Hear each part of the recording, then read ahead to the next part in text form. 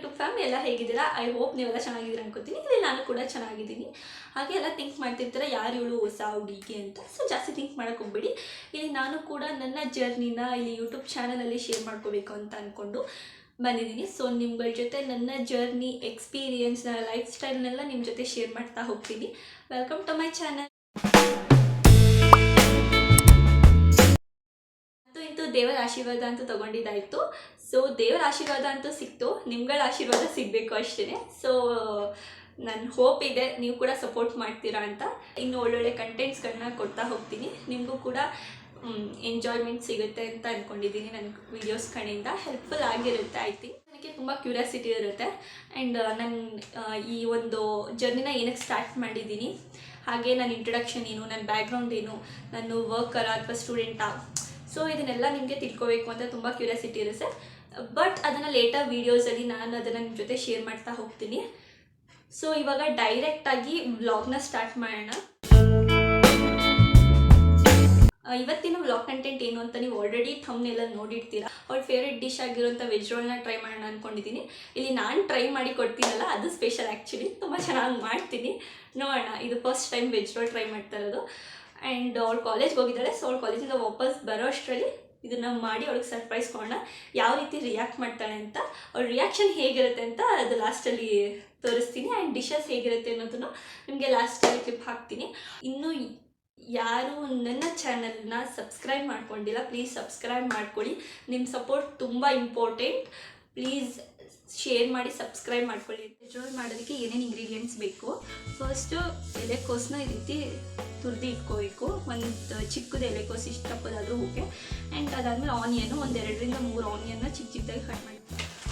Main ingredient noodles packet ಇರಬೇಕು. ಒಂದು 40 rupees ಅಷ್ಟೇ ಇದು. ಸೊ ತೊಗೊಂಡ್ರೆ ನೂಡಲ್ಸ್ ಕೂಡ ಮಾಡ್ಬೋದು, ವೆಜ್ ರೋಲ್ ಕೂಡ ಹೆಲ್ಪ್ ಆಗುತ್ತೆ ಅಂತ ತರಿಸ್ಕೊಂಡಿದ್ದೀನಿ ಒಂದು 4-5 ಪ್ಯಾಕೆಟ್ಗೆ. ಸೊ ಇದನ್ನು ಚೆನ್ನಾಗಿ ಬೇಯಿಸ್ಕೋಬೇಕು. ಸೊ ಹಾಗಾಗಿ ನೀರಿಟ್ಟು ಬೇಯಕ್ಕೆ ಇಟ್ಕೊಂಡಿದ್ದೀನಿ.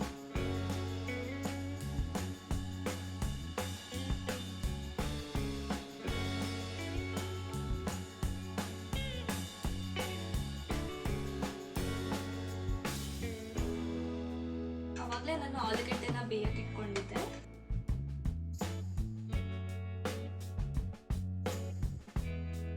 ಈ ಥರ ಎಲ್ಲ ಆಲೂಗಡ್ಡೆನ ಕ್ಲೀನಾಗಿ ಬಿಡಿಸಿಟ್ಕೋಬೇಕು. 1-2 ಕೂಗಾದರೆ ಸಾಕು.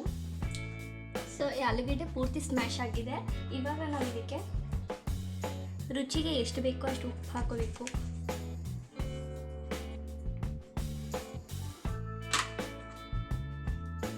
ಗರಂ ಮಸಾಲ ಪುಡಿ,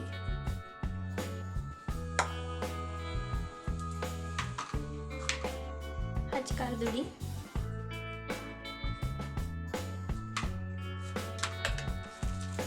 ನೆಕ್ಸ್ಟ್ ಚಾಟ್ ಮಸಾಲ,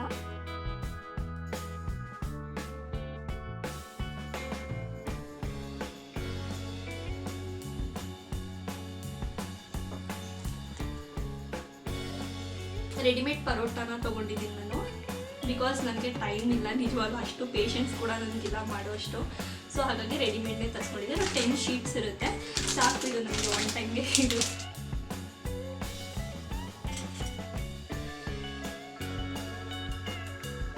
ಅದಾದಮೇಲೆ ನಮ್ಮ ಹತ್ರ ಬಟರ್ ಶೀಟ್ ಇರುತ್ತಲ್ವ, ಸೊ ಆ ಬಟರ್ ಶೀಟ್ನ ಹೀಗಿಟ್ಟು ಅದ್ರ ಮೇಲೆ ನಾವೇನು ಪರೋಟ ಬೇಯಿಸ್ಕೊಂಡಿರ್ತೀವಿ ಅದನ್ನ ಇಟ್ಕೋಬೇಕು.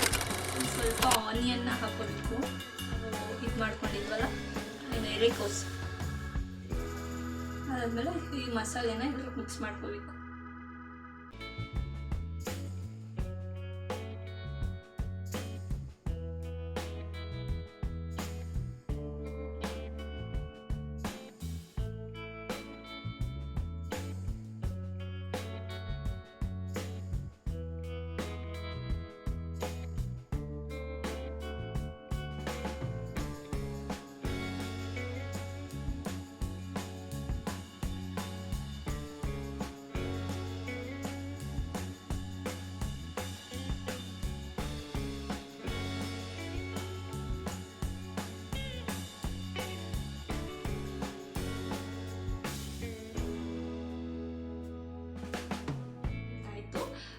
ಟೇಸ್ಟ್ ಹೇಗಿದೆ ಅಂತ ಇದನ್ನು ನನ್ನ ತಂಗಿಗೆ ಕೊಟ್ಟು ಏನು ರಿವ್ಯೂಸ್ ಕೊಡ್ತಾರೆ ಅಂತ ನೋಡೋಣ.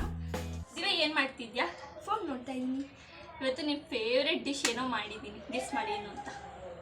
ಬಿಸಿಬೇಳೆಬಾತ್, ನೋ. ಬಿರಿಯಾನಿ, ಇವತ್ತು ಶನಿವಾರ, ಇವತ್ತು ಬಿರಿಯಾನಿ ಮಾಡಲ್ಲ, next. Veg roll. Yes, veg. Taste ಮಾಡಿ ಹೇಳು ಹಿಂಗೆ ಅಂತ.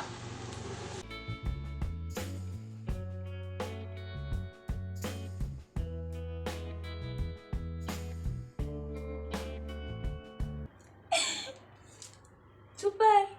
ಚೆನ್ನಾಗೈತಾ ನಿಜ? ಸೂಪರ್ ಬೇಷ್. ಟೇಸ್ಟ್ ಮಾಡು. ಅದೇ ಕೊಡು.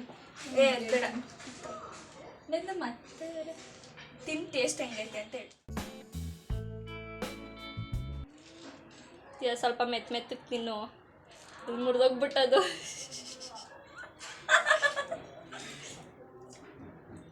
ಟೇಸ್ಟು ಸೂಪರ್ ಚೆನ್ನಾಗಿದೆ. ಫೈನಲಿ ವೆಜ್ ರೋಲ್ ಮಾಡಿದ್ದು ಆಯಿತು. ನನ್ನ ತಂಗಿ ಅಂತೂ ಫುಲ್ ಖುಷಿ ಆಗಿಬಿಟ್ಟಿದ್ದಾಳೆ. ಹೇಳ್ತಾರಲ್ಲ, ಪ್ರೀತಿಯಿಂದ ಮಾಡಿರೋ ಫುಡ್ ಯಾವಾಗಲೂ ಸ್ಪೆಷಲ್ ಆಗಿರುತ್ತೆ. Small effort it gives big happiness ಅಂತ. ಸೊ ಹಾಗೆಯೇ ಇದು ಫುಡ್ಡಲ್ಲಿ ಮಾತ್ರ ಇನ್ಕ್ಲೂಡ್ ಆಗೋದಿಲ್ಲ, ಬೇರೆದ್ರಲ್ಲೂ ಇನ್ಕ್ಲೂಡ್ ಆಗುತ್ತೆ. ಆ್ಯಂಡ್ ನಮ್ಮ ಕೈಲಿ ಆದಷ್ಟು ಸಹಾಯ ಬೇರೆಯವ್ರಿಗೆ ಮಾಡಿದ್ರೆ ಆ ಒಂದು ಸಹಾಯ ಅವ್ರ ಲೈಫಲ್ಲಿ ತುಂಬ ಇಂಪಾರ್ಟೆಂಟ್ ಆಗಿರುತ್ತೆ. ಸೊ ಅದಕ್ಕೋಸ್ಕರ ನಮ್ಮ ಕೈಲಿ ಆದಷ್ಟು ಸಹಾಯನ ಮಾಡ್ತಾ ಇರಬೇಕು. ಏನೇ ಮಾಡಿದ್ರೂ ಪ್ರೀತಿಯಿಂದ ಮಾಡ್ತಾಯಿರಿ.